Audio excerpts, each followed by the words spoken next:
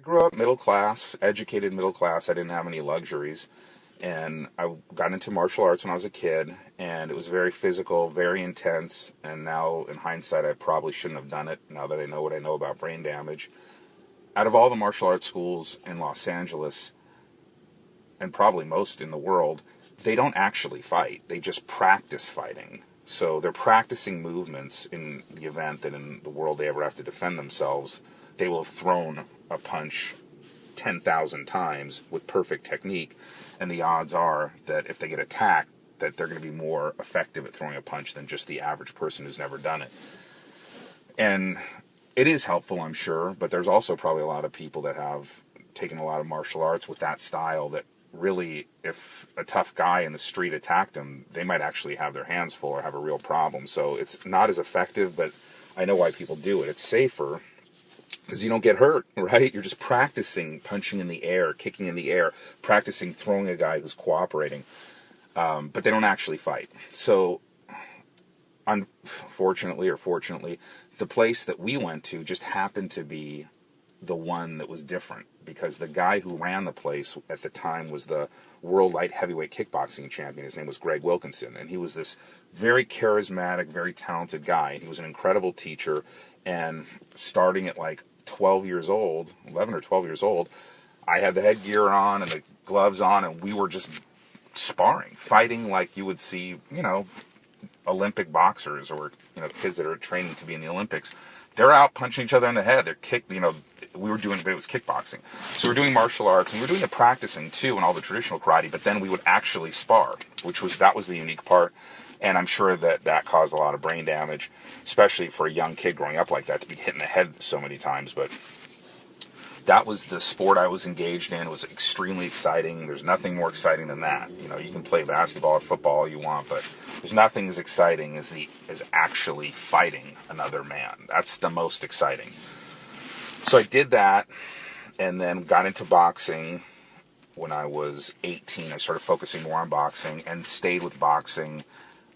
Fought as an amateur light heavyweight. Fought Greg Wilkinson, who was my instructor, who was a kickboxing champion, and I think that did more brain damage than anything. And by the time I was 20, I realized I had to stop getting hit in the head. It was so obvious that I had serious brain damage, and it needed to end, because I never saw myself as a professional athlete. I never thought it would be something I would do for a living. It was just the sport, the hobby that I had from the time that I was a young kid. I did it because I loved it, but never with any thought that I would do it for a living. But I knew that I would have to do something for a living, and in the modern world, the chances are I'm going to have to use my brain, not my body. So I didn't want to keep damaging my brain. I needed to improve my brain so that I could make a good living somehow. And I had no idea how I was going to do that. I wanted to be a chef up until the age of 14 or 15, but then I thought, what are the odds that I'm going to be able to make any kind of decent living being a cook? And at that point, real estate had gotten so expensive where I lived that even a modest home, like the one I grew up in, that my father bought for $50,000, at that point now was already worth $500,000. A modest little home that isn't even 1,000 square feet, that was built in the 20s, that needs to be torn down, was $500,000. And I thought, how am I going to get a job that even pays $3,000 a month? And if you have a job that pays $3,000 a month, you can't afford to live in a $500,000 home. So I wouldn't even be able to live in the modest little old 2-bedroom, 1-bath house that I grew up in. How am I going to even afford that? I'd probably just, have to live in an apartment and somehow be able to pay the rent for my whole life and in my old age. I mean, it was terrifying. How am I going to provide for myself? So those were the conditions, and I thought, I need to get serious about life, and I need to buckle down and become a good student, and that's what I did. And I would smoke pot when I was a teenager and drink like a lot of the guys that I was friends with. I stopped all that. I didn't take one puff of pot. I stopped drinking, except I think I probably drink a little bit on the weekends. I never used any other drugs. My diet was always good, and I was always training and in shape. And I thought, okay, this is the time to get serious in life. And I did. Coincidentally, I got a job working at a vitamin manufacturing company for a brilliant genius named Andrew Lessman. And that's when everything really changed, because I had decided to get serious about life at the same time that someone had really given me a real leg up to do that. not only was he very generous, he wound up paying me twice as much as I thought I was going to get paid, and I loved the job. He was such a brilliant genius and such a great role model and somebody to look up to. And I just never met, and to this day I've never met anyone like him. He's the most brilliant, most successful, greatest man I've ever met in my life. And I just was so lucky that I had a chance to work for him at a very young age. I actually couldn't walk when I got that job. I had a really bad sports injury, and I was on crutches, and I was on my own, and I was wondering how am I going to even pay the rent. And I thought I need to find a job that I can have where I don't need to walk. And I thought, well, maybe I could talk on the phone, and that way I could put my leg up. And it turned out to be the place I found was a vitamin manufacturing company. And just luckily, I had studied nutrition in college, and they asked that everyone that they hired take these nutrition classes in college, which are a semester long. So the fact that I'd already taken it was a big advantage, a big part of why I'm sure they hired me. And so I was hired, trained as a vitamin specialist to work for Andrew Lessman. He manufactured nutritional supplements, the highest quality nutritional supplements out there. I had never taken a nutritional supplement, even though I was a healthy person. And that was another great part of the business. He was so generous that there was a break room that all the employees used, the people that were sitting at the desks on the phone like us, and the guys that were working in the back on the equipment and the manufacturing. Everyone had access to this break room where he had all his nutritional supplements, these really high quality, expensive nutritional supplements the bottles were lined up in the break room, and anyone could have as much as they wanted. It was very lucky that I met Andrew Lessman, and I started taking handfuls of these supplements. I'd never even taken a multivitamin, and that's when my life really changed. And I noticed right away I had more energy. I became a better student.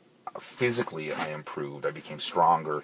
Everything about myself improved in every way.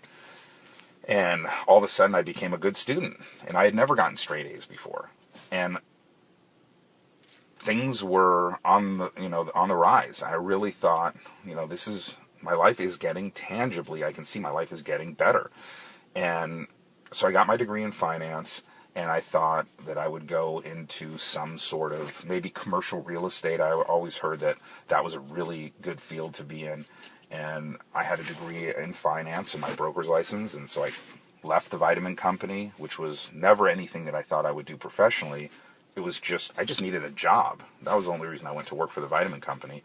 I never thought that I would be able to make a lot of money working at a vitamin company. So I left and tried to get what I considered to be, a significant job where you could make six figures working in commercial real estate. And I found it was terrible. Nobody wanted to hire me. I couldn't even get a job as an $1,800 a month assistant, and it was a total train wreck. And I had no contacts, no connections. I didn't know what to do. And I thought, and this is a position that a lot of young people are in, where you graduate college, you're highly educated, you're young, driven, you have a lot of ambition and energy, but no one wants to hire you. So, and that was peanuts, $1,800 a month. How am I supposed to live on that? So I would be very poor. And so I thought, well, I don't have the answer. So let me just take any successful person I know and start asking them, what should I do with my life? And so I remember I went to my landlord, who was this wealthy guy from Beverly Hills, and his family owned this big clothing business in Beverly Hills. And this guy, his name was Dan Brussel, and he was another great guy. And I had lived in that apartment building when I was a student. All through that time period, he was my landlord. He owned the building. And I helped him manage the building, and we were buddies, and we'd go to work out together. And he was just a great, smart, successful, perfect guy to go to for advice. And I asked him, what should I do? And he said, you should open a vitamin company. And just like that, like it was nothing, open a company. What do I know about opening a company? My father's a scientist and my mom's a school teacher. I don't know anything about opening a company. It sounded ridiculous. So I asked the next person, some wealthy relatives I have, and I asked them, what do they think I should do? Same thing. Just open a vitamin company. You love that business. And I thought, this is crazy. And I think it was like the fourth or fifth person I asked. I asked only people that I knew personally that were successful. What should I do? I didn't ask any strangers. And all of them said the same thing. Instantly they said, just go into the vitamin business. Open a vitamin business. You love that business. And I thought, well, then it started occurring to me, these people, they're not crazy. Maybe it is that simple. Maybe you just start a vitamin company. All right, I'll try that. What choice do I have? I can't get a job. So I started a vitamin company. I started with one product. I started with veggie protein powder. And most protein powders are animal-based. And this was a plant-source protein, and I got the flavoring and the enzymes, and I had it blended at a local lab and packed, and I would call up gyms, and I would sell it in bulk to gyms. So that's where I started. And then little by little, they'd say, well, we're adding other things into these smoothies. We're adding ginseng and bee pollen and spirulina and vitamin powder. Can you get us all these things? I said, sure. So I got all those things. And then one guy in Florida said, we need creatine. Do you have creatine? And I said, what's creatine? And he said, it's this powder that bodybuilders are taking, and it works. And it gives you big muscles, makes you strong. And I said, all right, I can try to find it. So I got it, but I thought, I need to have this professional looking, because it sounds like he asked me if I could make it professional looking, so with a nice label that he could resell the bottle, not just use the ingredient. Because people were using these ingredients and putting in smoothies and things. So I put a label on it, and he was able to resell the bottles, and I found out that the same quantity of the same ingredient was being sold most effectively by a company called EAS at the time, and it was literally double the price for the exact same thing. I was buying the same raw material from the same factory. They weren't changing it. They were just buying the exact same thing, putting it in a bottle just like I was, and putting their label on it, but they were very effective at marketing. That's why they were able to make so much money, I guess. So, but I didn't see any reason to mark it up that high, so I just wanted to make a modest profit, and I was able to give it to him for half the price. So instead of him buying it for $30 and selling it for $60, now he was getting it, I think, for $15, something like that. So it was a lot easier for him to sell it. He was getting it for half the price, the exact same thing. And my sales skyrocketed. And at that point, I can say I was actually on my way and actually making a living in business for myself. It probably took 6 months or so. I was living in this tiny little house in a not so good area and working from home, and I got cubicles, and I took out my living room and dining room furniture, and I put cubicles in there and hired people to help me. And at some point we outgrew that, and I moved into a commercial building, and this is early on. And then the same thing happened. Then I started offering that creatine to stores, and then they would say the same thing that original guy in Florida said. They'd say, well, you have this incredibly high quality creatine, and it's like half the price of everyone else. What else can you do that with? Can you do that with glucosamine sulfate or ginkgo biloba or any of these other things? And I thought, sure, what's the difference? So I started doing that, and that was what I was known for. Extremely high quality, but giving everyone everything for half the price. Because it didn't matter to me if I made $1 on a bottle or $1.50 on a bottle. I was making money, and my thoughts were, if I could even make $5,000 a month, I would be doing great. So I didn't realize these companies are making a fortune doing this. So I was happy just to make $1 on a bottle, $1 or $2 on a bottle. So that's how I did it, and that's how I've always done it, and that never changed. Just getting people the highest quality product, putting it together, and then just trying to give it to the store for as close to the cost as possible, where I make $1 or $2 on it, because it'll add up, and it did. If you sell enough bottles. So everything was great, and everything was booming, and I was healthy, and I was making great money. I had a great business, and I moved into my first home in a good neighborhood and totally surpassed even where I grew up and in my 20s, and I think everyone was shocked, including myself, and everything was going great. And I think, so that's just my backstory about who I am and how I got started. None of that I don't think is going to help people. But here's where the important part of why I'm doing this kicks in. When I was in my late 20s, and by the way, I had no experience with women. Women were never attracted to me. Part of the reason I wanted to be successful in business is I wanted to bridge the gap that existed between me and all the good-looking and charming guys that were playboys and ladies' men. Already in junior high and high school, they had girlfriends. And girls weren't even interested in me. I never was successful with women. They just weren't attracted to me. And I thought if I could become successful, that's one way that I could make myself more attractive to women. Just like bodybuilding. I thought if I could improve my physique, if I could improve the way I look, make myself more attractive, it might help a little bit. And a lot of the problem was the fact that I grew up in LA. It's extremely difficult to get women in LA because the beautiful women in LA come there to be entertainers. So they're attracted to men who are in the entertainment business and powerful in the entertainment business. Those are the women, those are the guys that women are going after. So if you're a regular guy and you move to LA, it's the hardest place in the world. Everyone says that. It's the hardest place in the world to try to get a woman. So I had terrible luck. Not only was I not attractive to women, but I was in the worst place to try to pull it off, not being in the entertainment business. So it was a nightmare. So in my late 20s, I finally got my first girlfriend, mid-late 20s, and she was great. Actually, this part's not important. My first girlfriend actually was great, and she didn't do anything wrong. And it was my second girlfriend, actually, that was the tragedy, because she was an actress, and she, did all the things, the typical things you would think a Hollywood person trying to be famous would do, and obviously that was very difficult to deal with as a man, and very stressful. I remember the hair just falling out of my head because I was so in love, and she would just do whatever she wanted. And the combination of the stress between choosing this woman and not having any other alternatives, and she was so attractive, and I couldn't help myself, and I didn't have any other alternatives. I didn't have other women, so to pick from, was not a good situation. That even though I felt like it was destroying me emotionally, I stayed with this woman. And my business, on the other hand, was just stressful, but I didn't have any thoughts of, I wish I could have a better business that wasn't stressing me out like the girl. That was something I just, I was just so happy to even have a successful business. I just accepted the fact that it was stressful. And between those two things, I believe that's where the trouble started with my health, was the stress combined with fluoride that they started putting in the water in Los Angeles around that time. Right now, the majority of our country has fluoride, and it's not just fluoride. It's a collection of deadly toxins. The whole collection is called hydrofluorosilicic acid, but the main danger is fluoride. Fluoride is a venomous, deadly neurotoxin. Most people don't know that. They think it's good for you, maybe even like a nutrient that's good for your teeth, but that couldn't be further from the truth. It's horrible for the body. Stalin used it on his population. Hitler learned it from Stalin. Hitler used it on the Jews in concentration camps. It's terrible for your health. It wreaks havoc on your thyroid, which your thyroid gland controls your hormones.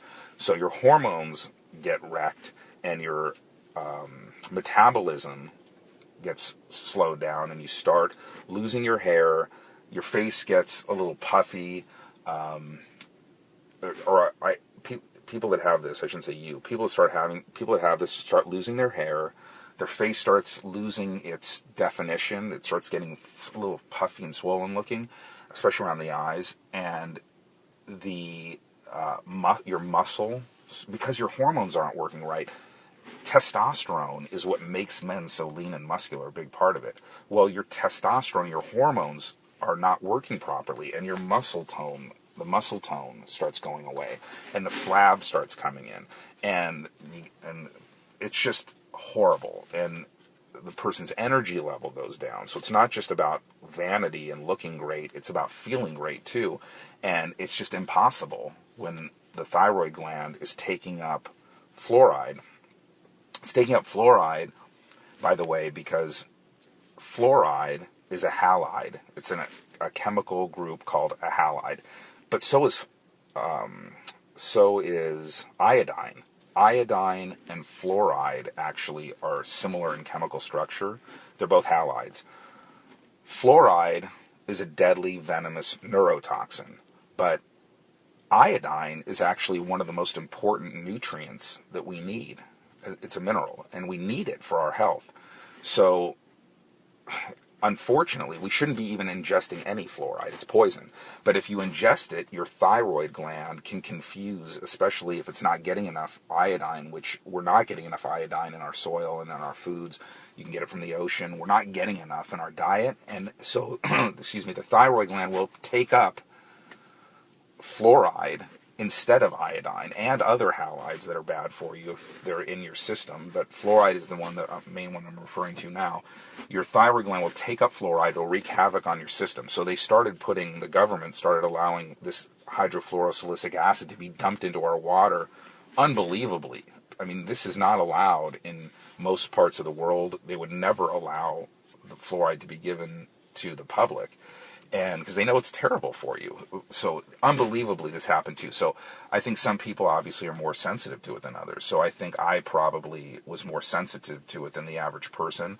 Maybe I was ingesting more of it because I always ate a lot of fruit and maybe I drank a lot of water as an athlete, I'm not sure. But I think for one reason or another, whether I was consuming more of it than the average person or I was more sensitive than the average person, it really, I believe, really hit me hard.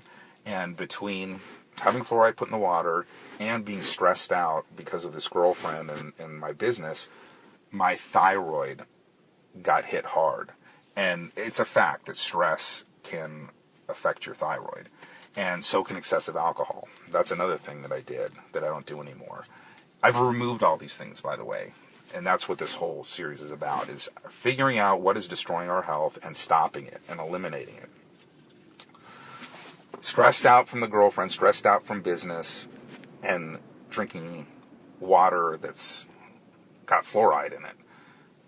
Those have all been removed. And by the way you remove that is you get a reverse osmosis filter. You can't just get any old filter. Fluoride is trickier than that. You need to get reverse osmosis. That's the way. I tried all different filters and I found out I was wasting my time. You have to get reverse osmosis. And by the way, I'm not connected in any way to the reverse osmosis patent or anyone that sells these filters. They're just, I'm going to be mentioning a lot of different products and items that I've used. I don't have any financial connection to any of these items. There's no conflict of interest. These are just things that I've used that have made my life better that I want people to know about. Reverse osmosis, that's the type of filtration that can take it out of your water. Now, we're getting fluoride not only in the water that we drink, but we're getting it in the water that we cook with, and we're getting it in the water that we bathe in. So it's more complicated than just getting a filter, because you want to drink that water, but then when you cook, you want to take that reverse osmosis water and cook all of your food in it. And here's the big snag: how do you bathe? And unless you're going to spend a lot of money and have your whole home reverse osmosis, so that your bath and your shower are reverse osmosis, the only other alternative is to do what I do and what I've been doing for years now. And I learned this from the guy that started Dr. Bronner's Magical Soap, that hemp soap that has all the writing all over the label that you see in health food stores. There's a great documentary about his life. And he also, ironically, was super opposed to putting fluoride in the water. When he came here from Hitler, Nazi Germany, he escaped. He was a blind ex-rabbi. A blind guy escaped a Nazi concentration camp, came to America, and when he heard that they were going to put fluoride in the water, he was so upset because he knew about it. He started speaking publicly and going to universities. Imagine a blind old guy from Europe trying to tell American people, do not allow the government to put fluoride in your water. It's going to destroy your health. Well, the government arrested him, institutionalized him, said he was crazy, and put him in a mental institution. This is all a true story. You can check out this guy's documentary, Dr. Bronner's Magical Soap. And he escaped. Well, if he could escape a concentration camp, he could escape a mental institution. So he escapes the mental institution, and he starts making this hemp soap. And he becomes wildly successful. And he's like this old blind man who's got this fabulous business. I mean, what a great American dream. So what he showed people in that documentary is how you can bathe. And he didn't mention that he did this because of fluoride, but I assume he came to the same conclusion I did, which is you can take reverse osmosis or purified water, put it in a pot. I squeeze some of that magical, Dr. Bronner's Magical Soap, peppermint I use, and I squeeze a little bit of that in, and I just drop a towel in it. I wring it out. It's hot, and I get it hot. And then I just wash myself with this wet towel. I wash myself from head to toe, and that's how I bathe. So I bathe in reverse osmosis water, I drink reverse osmosis water, and I cook with it. Unfortunately, I love going out to eat. I go out to eat every day, and that really limits where I can eat. and that's not just the only difference. The only difference, that's the water. Okay, so I'm going to come back to that later, but so I believe that's where my trouble started with my health and with my thyroid gland specifically, is stressed out from my girlfriend, stressed out from because I wasn't being treated properly by my girlfriend, stressed out with my business just because I took on a huge corporation alone, basically. I was doing everything. I didn't even have a secretary. I was doing it all. I still do that, but I've learned to manage it better. But back then I was a young guy, I was aggressive, and I was doing it all and getting stressed out. The hair was falling out of my head from the girlfriend, but combined with the business, it was just really... I remember I would get rashes, like hives, and I couldn't figure out what was wrong with me. Why am I getting these rashes on my body? But now I realize, I'm sure it was just stress. Same reason my hair was falling out of my head. So my health started to decline. Little by little, gradually, my health started to decline. And I noticed that I wasn't the same guy in the gym anymore, because I stopped getting hit in the head, and I thought martial arts would be out of my life forever. But then I saw the Ultimate Fighting Championship, and I saw the Gracies doing this gentle form of martial arts that was actually able to beat the biggest, strongest boxers and kickboxers and the toughest guys in the world the way... If you ever see an octopus, have you ever seen on a Nature Channel 2 octopuses fighting? It's like that. If you squeeze someone and wrap them up properly, you can actually get them to give up without even hurting them. They would be hurt if you continued, but if they say, hey, it's over, you won, you stop and no one gets hurt. It's amazing. Changed my life. It was the greatest thing I ever discovered in my life. So I started training with the Gracies as soon as I saw the UFC. And it was a gentle way to fight. No more brain damage, no more getting hit in the head. And I was getting really good at it. And then I noticed after this had happened to my thyroid and my health started declining, I noticed in my 30s, I wasn't the same guy I used to be. I used to be really strong. But I would notice my friends didn't get weaker. That's the key. I thought, something's wrong with my body. And I remember there were times where I had an injury or for some reason I had to lay off and I didn't train for a long time recovering because I had a bad knee injury and it kept happening over and over again. I finally had the reconstruction on my right knee, but it just progressively, it took a long time for me to finally have that surgery. So I would get put out for long periods of time with this injury. And when I would come back, I remember training, and when you train, imagine two guys wrestling. That's what it looks like. And so no one's hitting you, but wrestling is intense, but you're not getting hit. But that night, after I trained for the first time in a long time, that night of sleep, I was writhing in pain the entire night, and the best way I could describe it is it felt like somebody took a dagger and just stabbed me all over my whole body, front and back. That's what it felt like.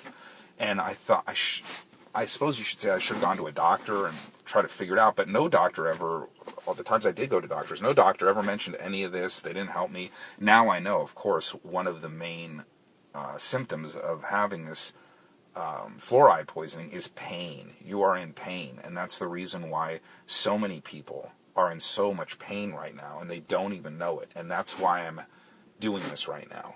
Is I know this didn't just ruin my life. This is ruining a lot of people's lives, and I want people to know how to fix it.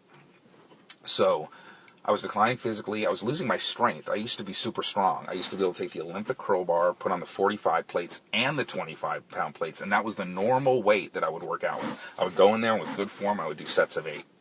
And I got so weak that I would put on the Olympic bar on the 45 plates without the 25s. So that's 50 pounds off, and that was too much for me. So imagine losing that. Imagine losing like 70 pounds of strength on my curls at that age. That's not normal.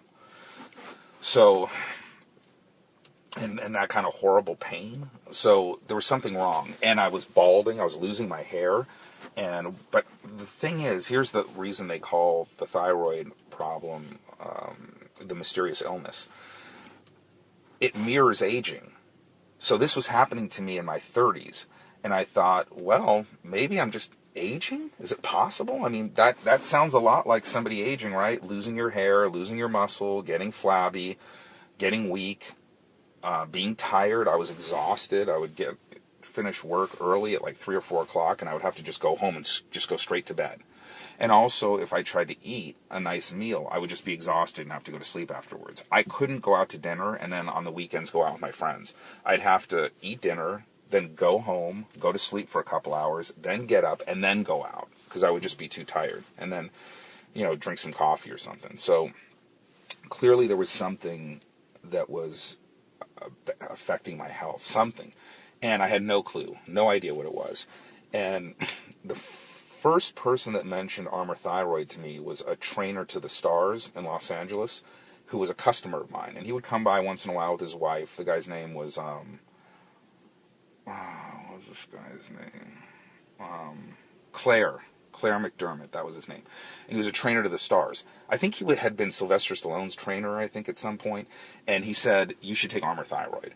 And I could tell he didn't want to hurt my feelings because he could tell by the way I looked. And it turns out you can tell by the way someone looks that they have a thyroid problem. He didn't want to hurt my feelings, but he said, you should take Armour Thyroid. And I said, how can you tell? And he goes, I just can see it looks like you need it. And I thought, okay, well, how do I get it? And can I just buy some? And he goes, well, no, you have to get a prescription. And I thought, dealing with these doctors, I don't know what it's like in other parts of the world, but in Los Angeles, dealing with doctors, it's a huge production. It's very time-consuming. Oftentimes, you wind up getting charged a lot. They don't even tell you, even if you have insurance, how much you're going to get charged, and you get these bills. And it's just the whole thing is a disaster, and I just didn't do it. Even though there might have been, obviously there was merit to what he was saying, but I didn't know that. I thought, well, what are the odds this is really going to make that big of a difference anyway, and it's going to be I'm going to have to miss a bunch of work and go to a doctor. I didn't go to doctors back then. So, he was the first person that said I should take Armour Thyroid, and wow, he could have saved me a lot of years if I would have been able to easily just put my hands on a bottle of it and start taking it. So, years later, my health started to really decline, and that was about 6 or 7 years ago, and I was just at my worst. Maybe 4 years ago, it had declined to the point where I was at my absolute worst. My hair looked terrible. I had a big receding hairline, a big bald spot. My hair was thinning. My muscles were gone. My physique was gone. I had love handles. I was soft. If I touched my chest, it used to be just pure muscle. And I touched my chest, and it was just pure mush.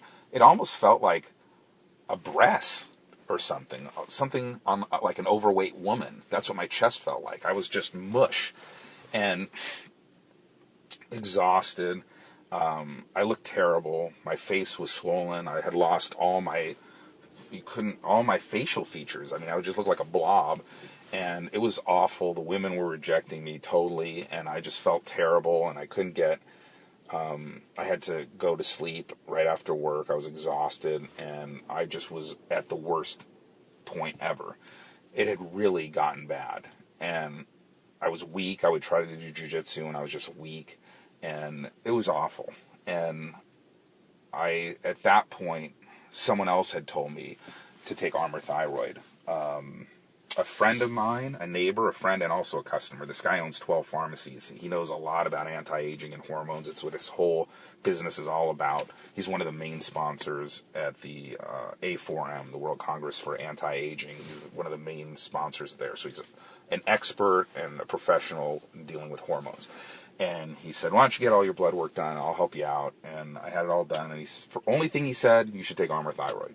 And I thought, okay, that's the second time someone I know has told me that.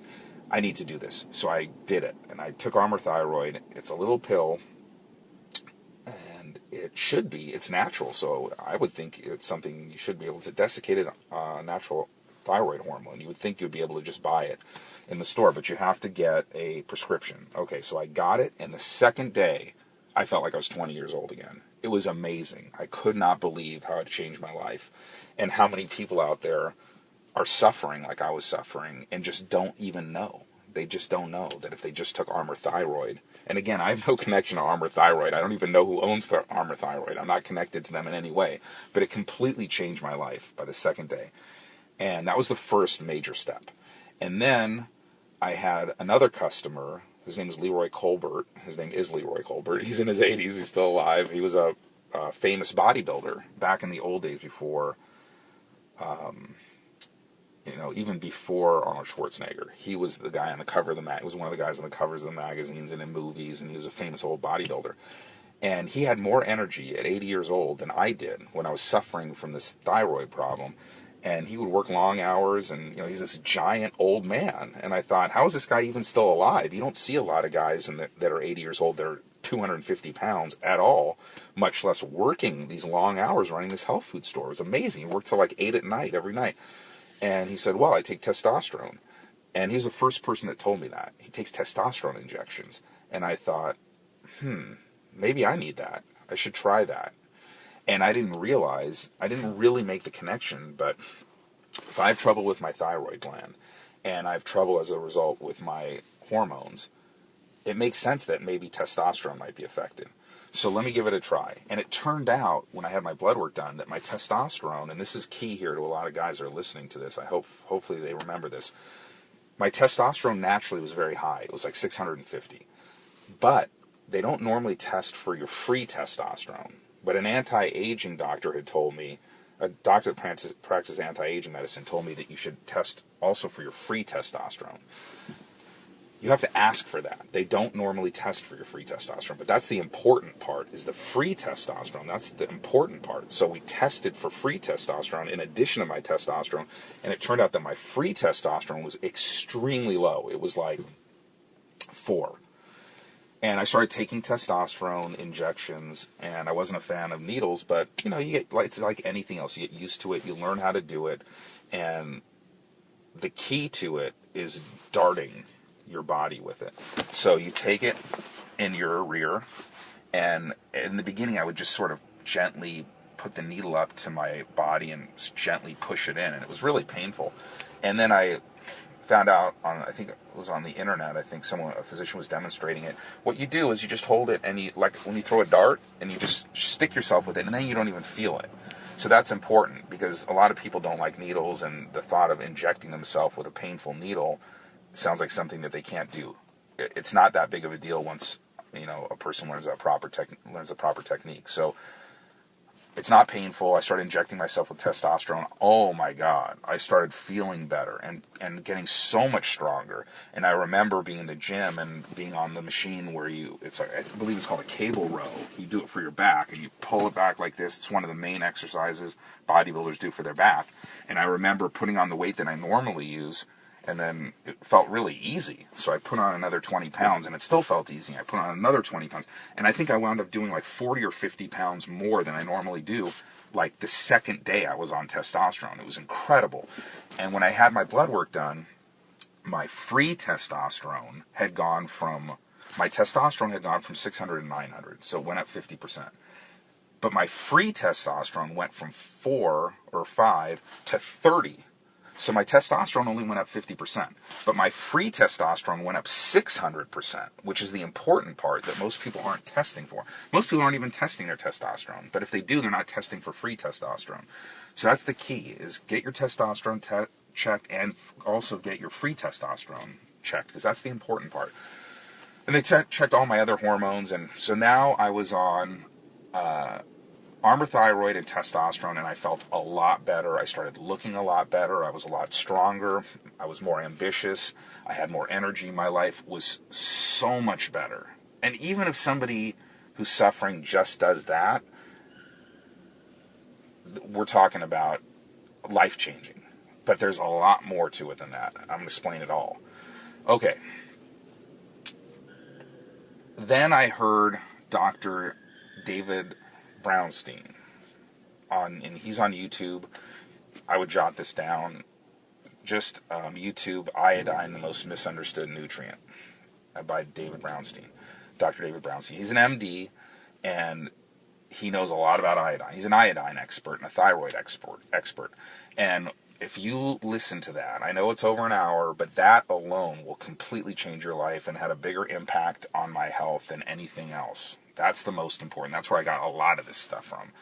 And he talks about Armour Thyroid. He talks about testosterone right off the bat. He said that's what his dad... I was already taking that when I listened to this, but I learned a lot of extra things from him. But he said that's what saved his dad's life. And it was one of the first things he talks about. So, and I thought, okay, I know that's true. because I'm already on this. It's completely changed my life. And then he explained about the thyroid gland and how fluoride is in the water and it's being taken up into the thyroid gland, and what it's really looking for is iodine. And iodine, we're not getting enough of it, and it's very hard to find iodine in high levels. So I started taking Lugol solution, and you can also buy iodine tablets. And the government, for some reason, does not want people to be able to go to a health food store and buy high levels of iodine. You got to get a doctor's note. And that's why his YouTube, that lecture, is called Iodine, the Most Misunderstood Nutrient, because according to him, higher levels of iodine are not only safe, they're critical. But the government thinks that it's dangerous and that it can cause a goiter, when in reality he's saying that it actually cures goiters. So he said his position, and he's the expert, he's an MD and an expert on iodine, his position is higher levels of iodine are actually good for you and necessary. They're not dangerous. And in higher levels, I'm referring to about 100 times the RDA. The RDA is measured in micrograms. The amount of iodine the average Japanese woman has a day is 11 milligrams. There's 1,000 micrograms in 1 milligram. And they have almost no problems in Japan with their thyroid gland, with all the glandular tissue that gets affected from it, like breast cancer and prostate cancer in men. And we have an epidemic of it. And 11 milligrams is about what they take. So that's about what I take a day. And salt, which is another thing that we've all been taught in America is bad for you. But it turns out that refined salt, table salt, is bad for you. But unrefined natural salt is essential for life. It tastes a lot better, and it's extremely good for you. You need it. A teaspoon a day is a good amount. So I threw away my table salt, which I never really use salt anyway. But most people have it around their house. I just didn't really use much of it. I don't remember using much cooking with salt. And it's been a couple of years now, so I have to remember, because now I use it constantly, but I don't think I hardly ever used it. But I had it at home. I threw it in the trash, and I bought natural, real salt, which you can get anywhere. You can get it on the internet or in any health food store. It generally has a color. It's generally pink or gray, and I buy big bags of it, and I use a teaspoon a day. So I started getting iodine and salt into my system, in addition to taking Armour Thyroid and testosterone injections. Then everyone talks about organic food. So I went organic. That happened after I saw a movie called Food Inc. If you haven't seen it, you have to see it. Food, INC, short for Incorporated. It's about the corporate structure and how food is produced in this country. It's run by huge corporations that are looking to make profits, and they're compromising our safety because it just makes things cheaper, and it's very competitive, and they're able to be more competitive and offer more and more and more for less and less money, but they're compromising our health. And if you watch Food Inc., it explains the whole story and why you want to eat organic. And then so I went organic when I saw that. So let's take stock of this before I go any further. Armour Thyroid, testosterone, real salt, unrefined real salt. I use Celtic salt. Again, I don't have any connection to any of these companies, Celtic salt or Armour Thyroid. I use reverse osmosis water to take the fluoride out of my water. And what am I missing? Armour Thyroid, testosterone, Celtic real salt, iodine, and reverse osmosis water to get the toxins and primarily fluoride out of the water.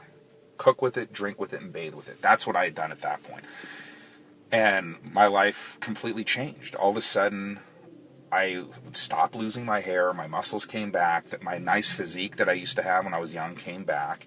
I didn't look like a blob anymore. My energy came back. I didn't have to constantly take naps anymore. Everything was back on track. And then I watched Forks Over Knives. That's huge. That goes into how bad eating a lot of animal products are for our health. And I went vegan after that. Now, I think that's extreme. For me, I don't think being vegan is the answer, especially as somebody who wants to be strong and muscular. It's really hard to do that if you're a vegan. You do need a lot of protein. If you want to be strong and have a muscular presence and physique like that, you have to have a good amount of protein, which is almost impossible to do if you're a vegan. And I will say, I felt great as a vegan. I just looked a little thin. My body didn't look that good. Although I wasn't that small. I mean, I was still 200 pounds. I didn't lose that much weight, but if you look at me, I looked a lot smaller. So you don't look as muscular when you're a vegan as you do when you eat animal products. When you eat animal products, you get muscular. So I went vegan for like a year and a half, and I came to the conclusion that you can eat a little. That I came to the conclusion that I do want to eat a little bit of meat, as long as I'm avoiding the kind of meat that they talk about in Food Inc., which is this compromised, mass market, inexpensive, unhealthy meat. I want to avoid that, and if I'm going to eat meat, which I have settled into having one serving a day, and I eat no other animal products, no dairy. I cut out dairy when I was like 20, no soda, none of that, basically no processed foods at all, and I cut out sugar a long time ago as well. You can take pure stevia, which is a natural botanical, has no calories, tastes like sugar, and you don't need to eat sugar. You can just cut sugar out of your life completely. No sugar, no soda, no dairy. Even though I love dairy, I love a hot fudge sundae, but you can get a vegan organic hot fudge sundae now. They make the best vegan ice cream out of coconut. It tastes incredible. It's expensive, but it tastes amazing. Nothing's ever going to taste as good as the real thing, but it's close. Same thing with cheese. Diet cheese is pretty good. It's not as good as real mozzarella, but it's pretty good. Diet cheese. They make it from tapioca. It's vegan. So I settled in with one serving of meat a day and no other animal products, no dairy. So what is the meat? The meat is either a wild-caught fish, like albacore and tuna. You can still get wild, and salmon. All canned salmon is wild. So in case of emergency, I have a lot of water, bottled water in glass. I don't keep things in plastic, and I have a lot of canned salmon. I mean, if they would bottle it in glass, that would be even better. I'm not into preserved foods, but just as an emergency, I have this, and they use wild salmon, which is good, and it's not expensive. So I always have like 20 or 30 cans of that in my cupboard just in case. So wild salmon, but if you get it fresh, it's extremely expensive. I'm sure there are some areas where you can get it locally, it's not as pricey, but in Los Angeles, when it's in season, which is I think just in summer, wild salmon is extremely expensive. It's $25 to $30 a pound. I don't like to spend that much money on food. Salmon, once in a while, tuna, albacore, you can get some wild fish still. So that's, if it's going to be fish, it's going to be wild caught. And then if it's going to be red meat, I prefer lamb because you can still get Icelandic grass-fed meat. It's not that expensive. It's around $8 a pound, even at an expensive store. Or beef, if it's all natural, grass-fed, organic beef. You can get meat that's good for you. It's not bad for you, and just don't eat a lot of it is the key. Just have one serving a day, and the rest of my diet is 100% vegan. It's all organic and plant-based. And another thing that I had heard is that soy was not good for you, and that gluten was not good for you. And that was another thing that Dr. Brownstein in this presentation, he mentions, is that you should eat organic, don't eat soy and gluten. And I've heard that now from so many places that I thought, maybe I should just try cutting out soy and gluten. So I did. So let's go over the whole program now. I take Armour Thyroid and testosterone, iodine and real salt, unrefined salt, reverse osmosis everything, water to drink, to cook with and bathe in, eating very little animal products, no dairy, and eating no sugar. And when I eat an animal product, it's just one serving a day of some type of meat that's healthy for you, like a wild-caught fish or a natural grass-fed meat, and eating everything else vegan, organic, and plant-based, and cutting out soy and gluten. And this sounds like a lot, and it is a lot, but having a great life isn't easy. It's going to take a lot of work, and if you're an honest person, I'm sure there are people that can achieve greatness by cheating people and manipulating people, but if you're an honest person and you don't want to hurt anyone and you want a great life, it's not going to be easy. It's going to take a lot of work. And as we get older, it's become more complicated because of the issues that they talk about in Food Inc. and in some of these documentaries like the one that they have on fluoride is there's one that's called The Great Culling. It's a little hokey in the beginning. I'm not a fan. It's too conspiratorial in the first few minutes, and they talk about the controlling the population and all this. I don't know if that's really. I don't think that this is really a huge conspiracy to control the population and kill people. I don't think that's why they're putting fluoride in the water. I don't think. I mean, I hope that's not what's happening. I think what's really happening is what they explain later, not in the first few minutes, but in the whole body of the documentary, which is that in the fossil fertilizer industry, when they unearth, that's why they call it fossil fertilizer. It's a fossil. It's in the ground. When they dig up these fossils, the fossil fertilizer to produce fossil fertilizer, and they unearth these compounds like fluoride and these deadly minerals that are in the ground, they're supposed to be deep in the ground. But when we dig them up and then we dump them in the water and drink it, it creates a huge problem. So they explain all that in the documentary, that's what's really happening, is that the fossil fertilizer industry is a huge industry. They're unearthing all these horrible compounds to try to get a finished product, which is a fossil fertilizer. And then they have these deadly, venomous, toxic, it's toxic waste. And it's very expensive to dispose of it. It's very hard to contain it. It eats through concrete. It etches glass. They don't know what to do with it. They dumped it in the ocean, and then it's against international law. They can't dump it into the rivers. They can't dump it into the oceans. They can't put it into containers because it eats through the containers. They don't know what to do with this stuff, and it's extremely expensive to try to figure out some way to contain it or dispose of it. So they dump it in the water. I mean, I know that sounds crazy, but this is really what's happening, and the only way you're going to think that I'm sane is by getting educated. You have to look into this to find out that all of these things are true. I'm not making any of this up. This is really happening in our world today. They really are. Fluoride really is a deadly, venomous neurotoxin. They really are unearthing it in the fossil fertilizer industry, and they really are then having trouble disposing of it, and then having the government allow them to dump it into the water, which is destroying our thyroid gland. All that's real. That's really happening, and I suggest checking out Food Inc., Forks Over Knives, and The Great Culling. Those are 3 documentaries that explain a lot of what I'm talking about, and they prove it. So you can verify everything I'm saying, you can verify. So I got my health back. And by the way, the hair, if you're wondering why I have a full head of hair, even though I was losing my hair looked terrible. No, my hair did not grow back. No, I had 2 hair surgeries, but I will say that I stopped losing my hair, which is great. So, right? I mean, that's huge. So for all you guys out there that are losing your hair, I would say the surgery is good. It's expensive and very painful, and the recovery is a nightmare.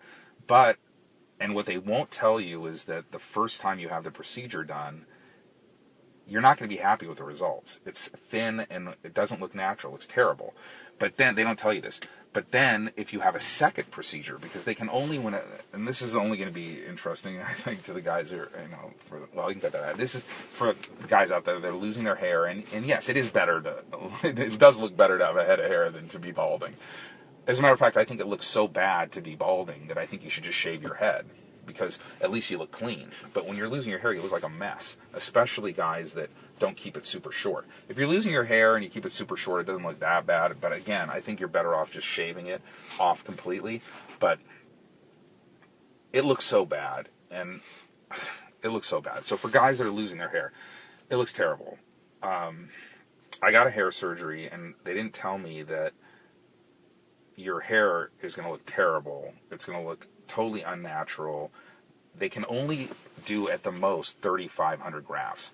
The way that, if you're not familiar with the hair restoration procedure, what they do is they cut a piece of your scalp, a strip of your scalp along the back of just above your hairline, above your neck, sort of where your skull, like the bottom of your skull. They take about a 1-inch strip from ear to ear, and then they dissect it, and they separate out the follicles. And some follicles have 1 hair, Some follicles have 2. Some follicles even have 3 or 4. And the most they can do is around 3,500. That's the max.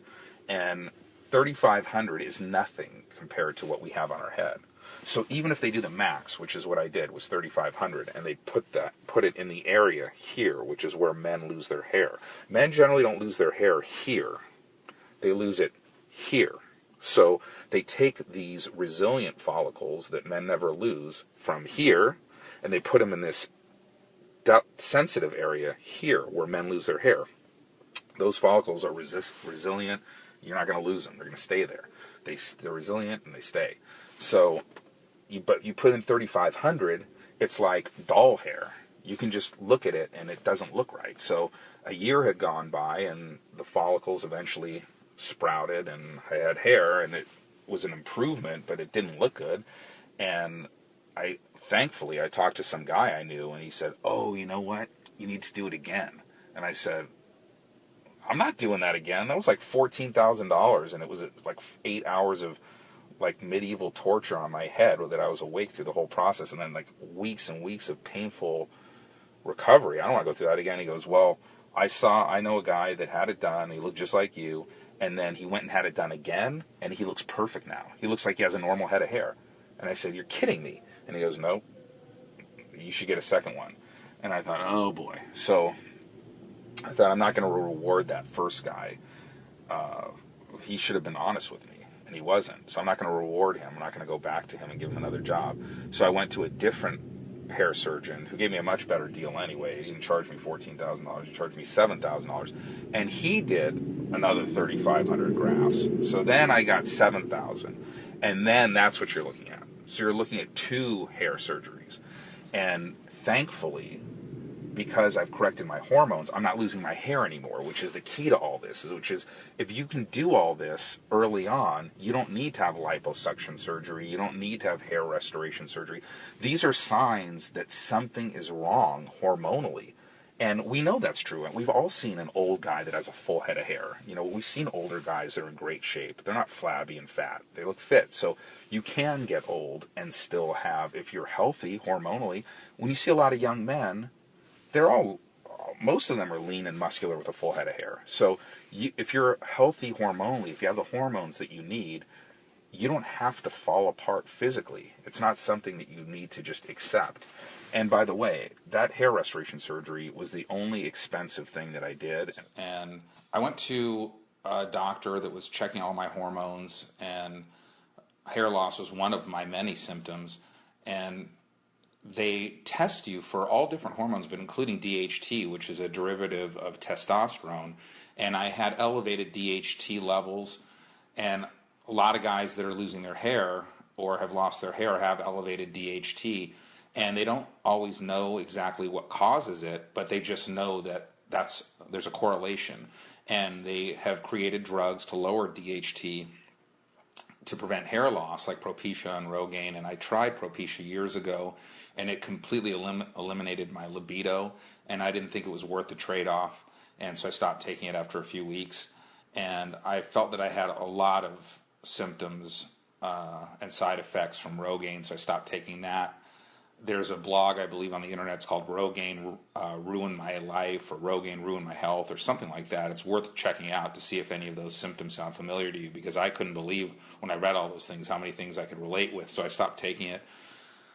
But saw palmetto is one that's natural, that no one seems to have anything bad to say about. And when I was making all these changes and making all these improvements to try to correct all these problems, and one of which was hair loss, I started taking saw palmetto oil extract and massaging a small bit of it onto my head topically so that it would get absorbed through the skin. And also I would take a little bit orally, which, guys, that's a very common supplement for men as they get older. They'll take a soft gel with standardized, usually 90 or 93% fatty acids. It's a small little soft gel. So I just had the extract, the oil, so I just used a little bit of that orally and topically. And I remember going back to the doctor, and when he got my blood work and he compared how my blood work looked originally versus how it looked after I was doing that, he was shocked. And he said that DHT had gone way down, And he was so impressed, he wanted to know if I could get him some of that saw palmetto oil because it sounded like a good idea to use it topically and orally, and I got such great results. And I've been doing it ever since. That was years ago, and I can say that I haven't experienced any hair loss in years. But I don't know if it's just because of DHT, the lowering of DHT from the topical and oral saw palmetto extract, or if it was just a consequence of getting all of these things in order and making all these changes. I suppose I'll never know because I'm not going to stop any of these things. And I'm glad I did it because unlike the other issues, it can't be reversed. Once you go bald, you're not going to grow your hair back. Whereas when you get flabby and out of shape due to hormone problems, when you replace those hormones and you start training and eating right, you can get rid of the fat. The fat will go away and the muscles will come back. But the hair, unfortunately, won't. So the hair was the only really expensive part. All of these other things, for people that are listening to this and might think, oh, this is going to be expensive. It's not expensive. I can break down the cost of all this.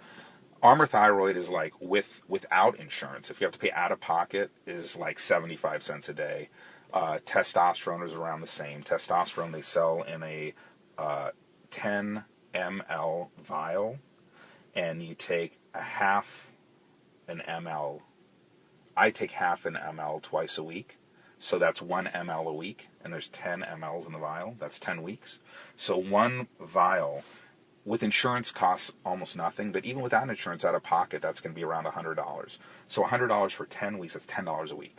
$10 a week. Anyone can afford $10 a week. So, and those were the things that I felt made the biggest difference, was taking Armour Thyroid and testosterone. And so you could do that for $2 a day. Celtic salt is incredibly inexpensive. You can get a big bag of it on the internet for $15. It'll last you 6 months. So that costs nothing.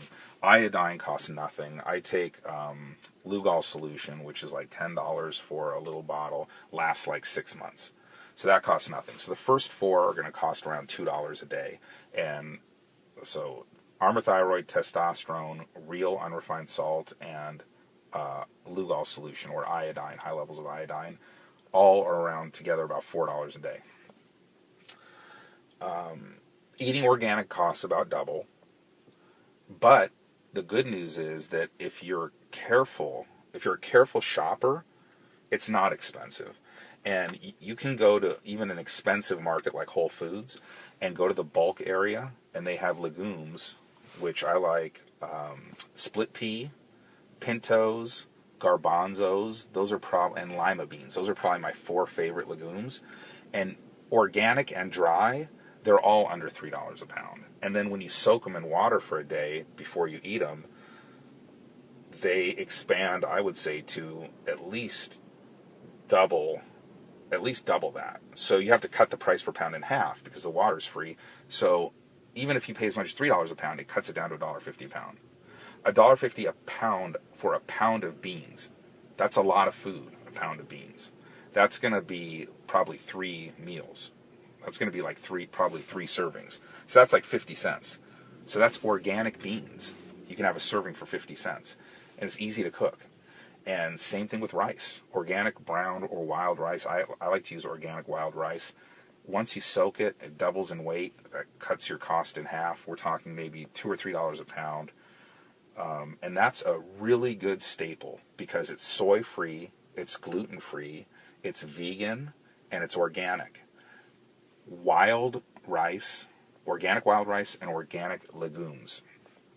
You're going to get a lot of protein and a lot of fiber, a lot of nutrients, and it adheres. The reason it's so important, why I'm stressing this, is it adheres to this program that we're talking about, because that's the hard part, is when you restrict yourself in all these areas and you cut out soy and you cut out gluten and you start eating primarily vegan and you eat organic, what do you eat? So these are some of the things that still are workable. I talked about the meat, 1 serving a day.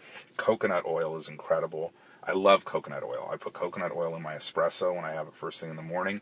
Anytime I consume a fat, it's going to be coconut oil, and the only exception is avocados, and raw seeds or nuts. That's it. That's where 100% of my fat comes from.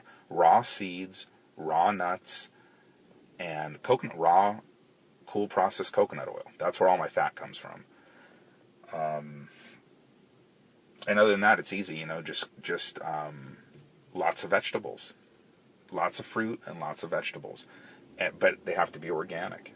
And corn and rice are going to save you, because if you're cutting out wheat, that means you're cutting out bread and pasta. Who wants to cut out bread and pasta? But you can eat bread and pasta. You just have to get them from corn or organic brown rice or organic corn. So I have a lot of organic tortillas, which are very hard to get. They have it at Whole Foods, small little organic corn tortillas. Not just non-GMO, but organic. Because just because it's non-GMO doesn't mean they're not putting toxic poison all over it. It just means that they didn't genetically modify it. But so you don't just want non-GMO, you want organic. So organic, and they're not cheap.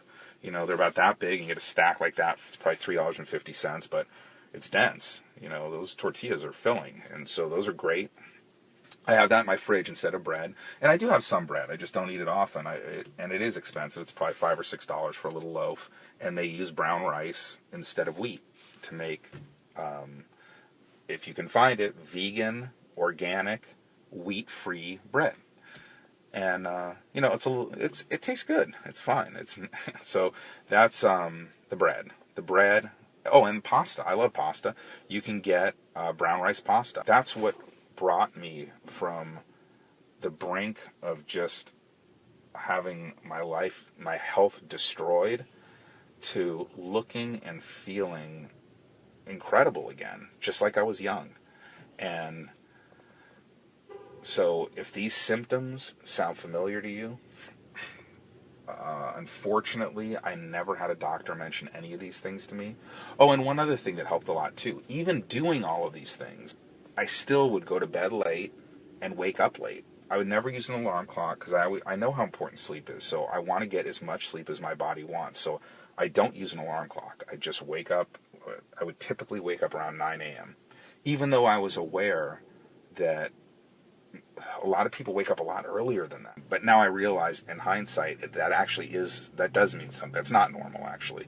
And I started taking an adrenal formula. I started taking adrenal factors, which a customer of mine had told me that he thought adrenal support was really important, and he wanted to make an adrenal formula. So I put together the best adrenal formula possible, with the best ingredients and the highest levels, and totally just in a dream formula for the adrenal system. Now, I had never looked into the adrenal system, and I was looking at thyroid function to control my hormones. I didn't realize that your adrenal system also controls your hormones. So I created this adrenal formula for a customer, not ever even looking into it or even considering taking it myself. I made it for him, but I thought, well, it's done. I'm going to try it. Immediately, I felt better when I took it. And the thing that I noticed all sorts of tangible benefits, that I felt better. I had more energy. It was a calm, cool energy, though. It wasn't a stimulant energy.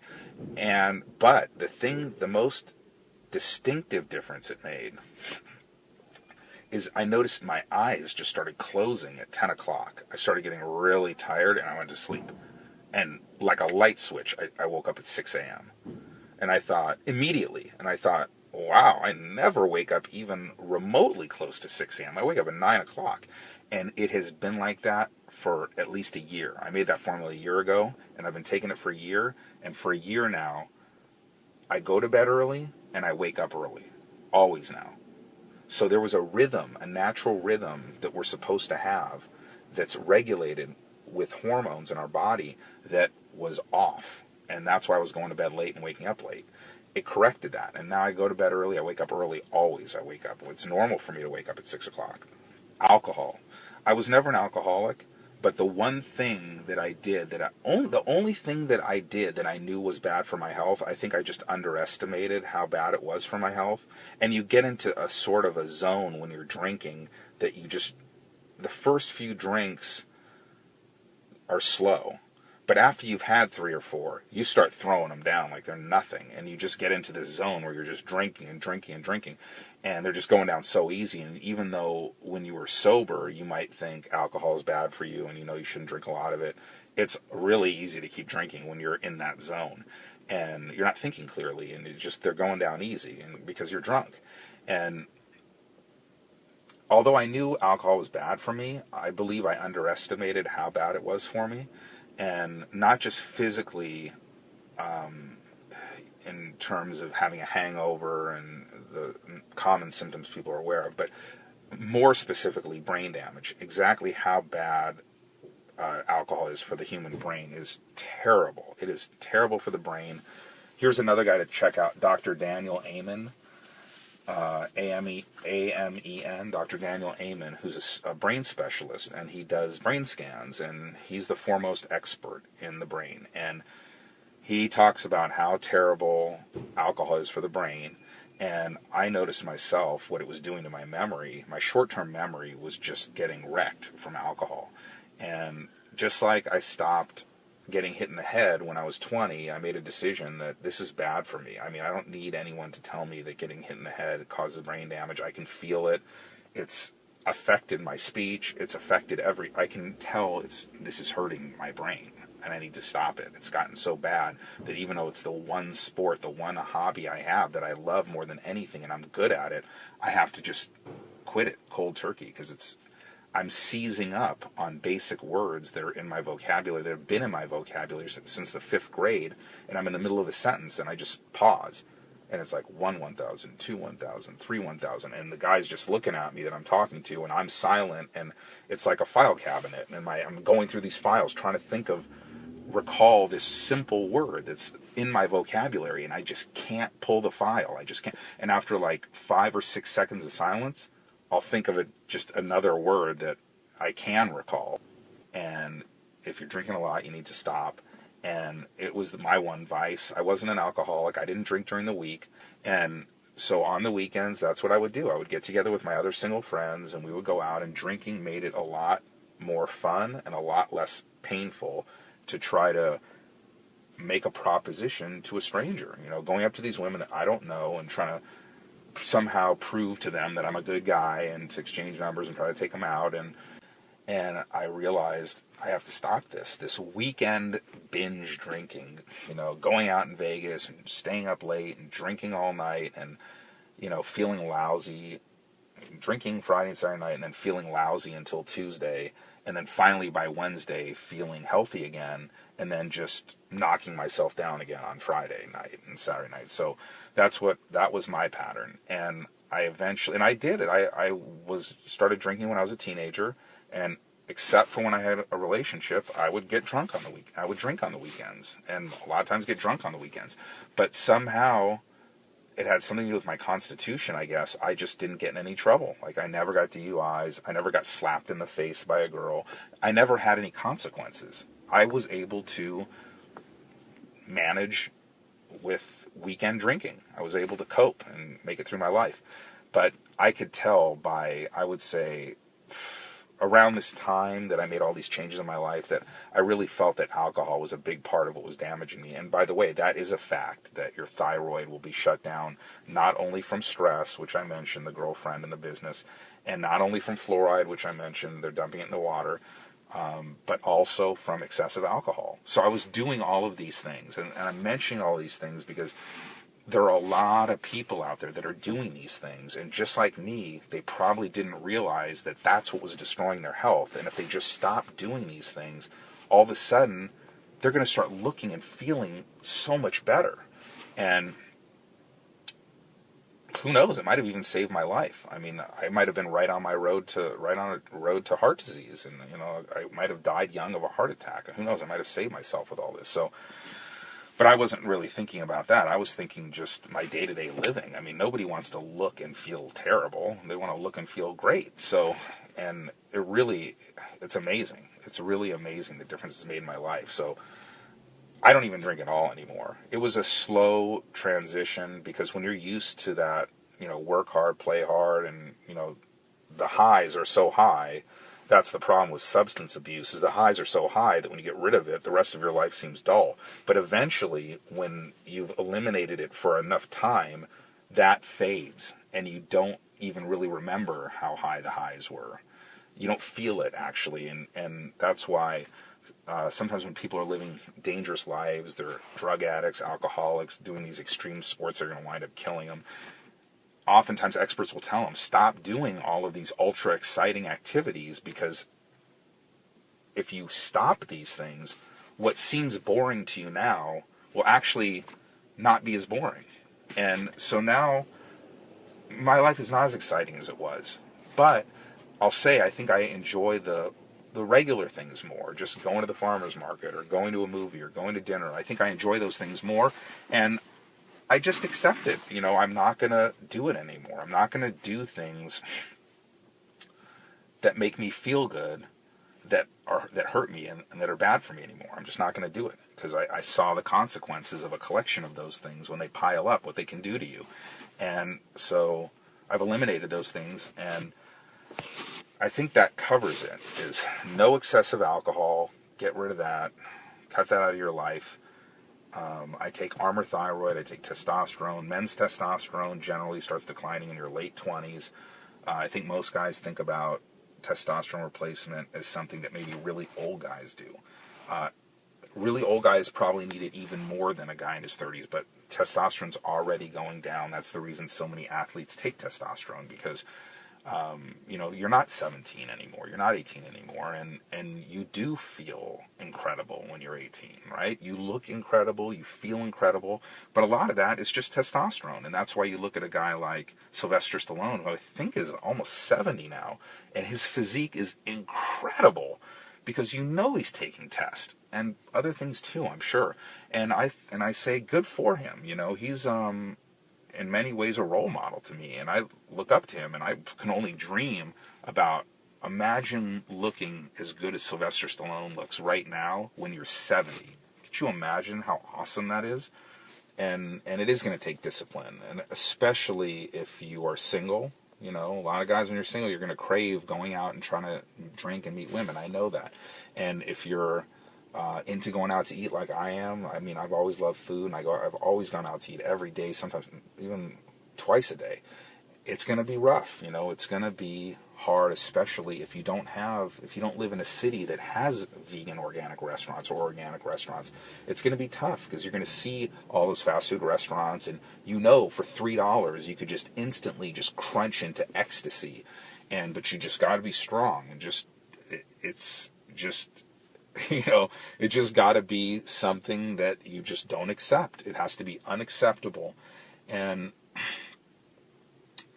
it's going to take work. But, if you have the desire, and if you find that looking and feeling horrible is unacceptable, and you're willing to put in the work, at least now you're going to have a lot of answers.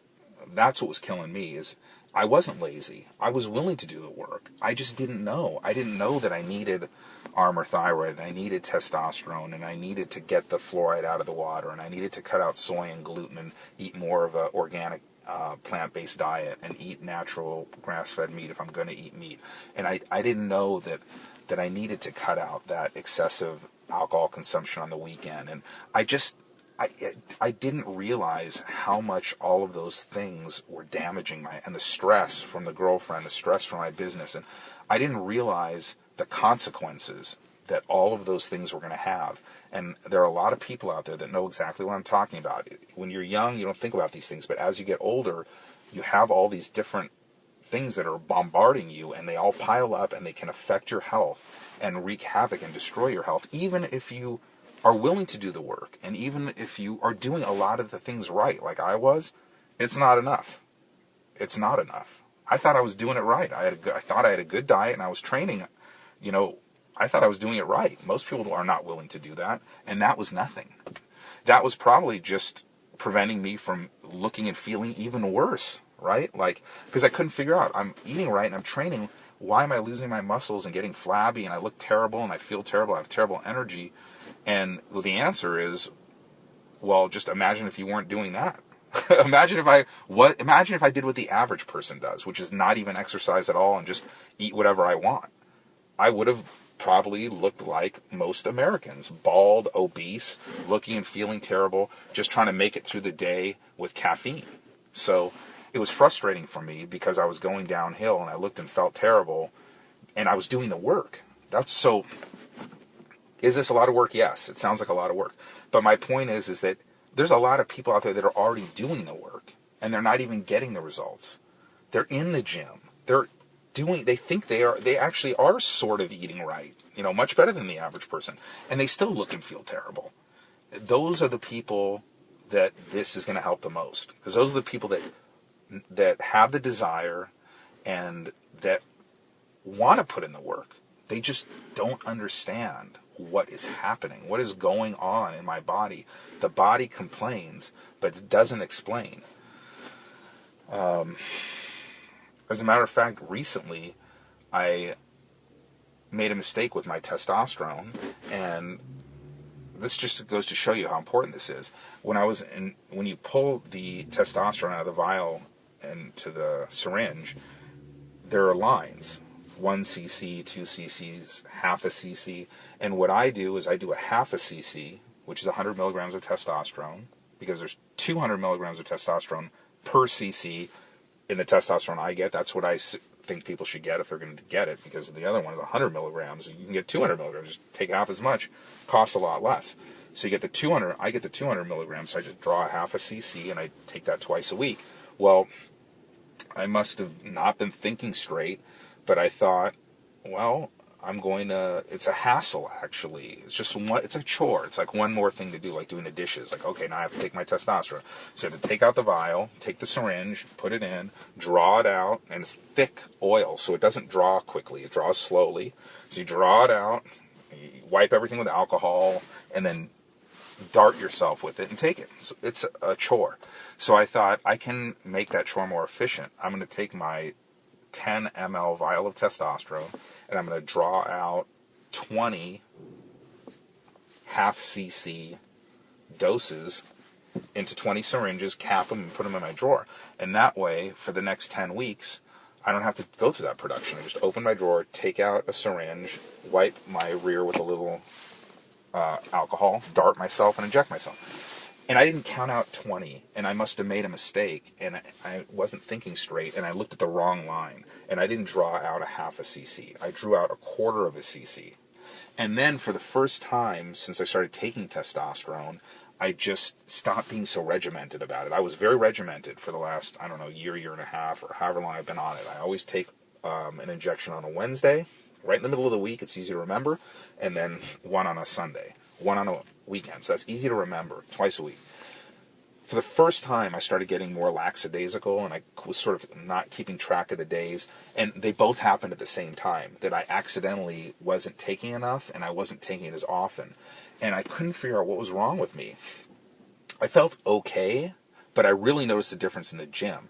I would go to the gym, and I'd do my workout. I work out every day, and I aim for every day, because in all of our lives, things are going to come up. That's another thing I would suggest. When you work out, aim for every day, because things are going to come up. And it's nice to have the flexibility that if something comes up, to say, okay, that was my day that I didn't work out. That way, if that comes up once in a while, maybe you only work out 5 days in a week or 6 days in a week, but you have the flexibility of being able to blow off your workout. If there's something that comes up that's important, or maybe you just don't feel like working out that day, or for whatever reason, if you aim for every day, and then sometimes you will work out every day. Sometimes 3 weeks will go by and you'll get in 21 workouts. But if you aim for every day, that's a good way of being able to not have to go to the gym when something important comes up. I noticed that about halfway through my workout, I was so tired, I just didn't feel like it. I just did not feel like it. And I don't remember ever having that. And I just thought, I'm leaving. And I would just leave, like halfway through my workout. And I thought, maybe I have something. Maybe I caught something. Maybe I have an infection or something. So I had my blood work done, and nothing. It didn't look like I had anything. And I didn't have any other symptoms. And I thought, this is odd. And I couldn't figure out. Coincidentally, I went into a new doctor to get my prescription for testosterone. I had my blood work done, all of my blood work. I looked over all my blood work. It all actually looked great. I was shocked. It all looked good, except for one. My testosterone was 380. And I thought, 380? How could that be? The last time I tested, it was like over 900. 380 is terrible. And then I realized, and I went over to my drawer, opened up, looked at the syringes, and I thought, oh no, I looked at the wrong line. That wasn't half a cc. That was a quarter of a cc. And I also thought, you know what? And I haven't been that religious about taking it twice a week either. I'm probably taking about a third of what I was taking. And my testosterone dropped to a third of what it was. And immediately I started going back to half a cc twice a week, and instantly I was back in the gym, strong again, getting great workouts again. That's how important this stuff is to our health. That's how important testosterone is to our health. And so I just wanted to finish with that one point.